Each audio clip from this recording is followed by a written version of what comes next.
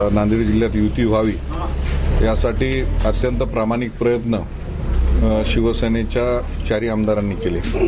तिन्ही आमदार माननीय अशोक चव्हाण साहेब यांच्या घरी दोनदा जाऊन आले आणि जिथं सेनेचा आमदार आहे तिथं 60% जागा आणि बाकी ठिकाणी 20% जागा द्याव्यात असा प्रस्ताव ठेवला, परंतु त्यांनी सांगितलं की एकही जागा देऊ शकत नाही आणि त्याच्यामुळं ही युती तुटलेली आहे आणि नाईलाजाने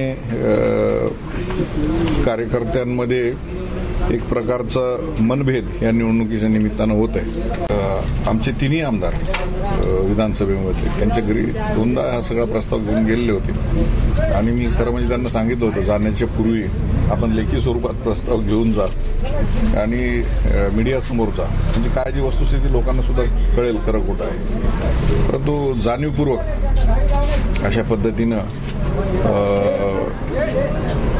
युती करायची नाही आणि पैशाचा वापर करून कार्यकर्ता जमात नष्ट करायची हा प्रयोग अनेक वर्षापासून नांदेड जिल्ह्यामध्ये चालू आहे आणि तोच प्रयोग या नगरपालिकेच्या निवडणुकीच्या निमित्तानं होत आहे। काही दिवसांनी 100% कारणीभूत चव्हाण साहेबच आहेत, कारण कसं आहे की मी म्हणेल तसंच जिल्ह्यामध्ये प्रत्येक पक्षानं चाललं पाहिजे अशा पद्धतीची भूमिका त्यांची सातत्यानं राहिलेली आहे।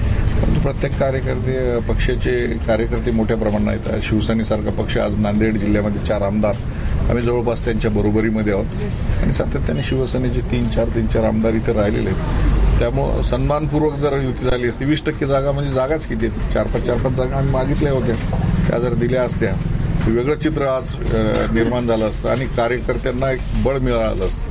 आता हे कार्यकर्त्यांच्या आजच्या निवडणुका होऊन जातात, परंतु याचे वाद हे आयुष्यभर राहतात आणि त्याचे परिणाम कार्यकर्त्यांना भोगावे लागतात। आमच्या निवडणुका असतात त्यावेळेस आम्ही युती करायची आणि कार्यकर्त्यांच्या वेळेस युती तोडायची, हे काही बरोबर नाही।